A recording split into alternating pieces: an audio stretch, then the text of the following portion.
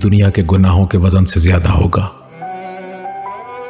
दूसरी सुबह इमाम हुसैन अलैहिस्सलाम घर से बाहर आए ताकि हालात मालूम हो। मरवान से मुलाकात हुई तो मरवान ने कहा, हुसैन यजीद की बैयत कर ले, दीन और दुनिया हर दो एतबार से बेहतर होगा।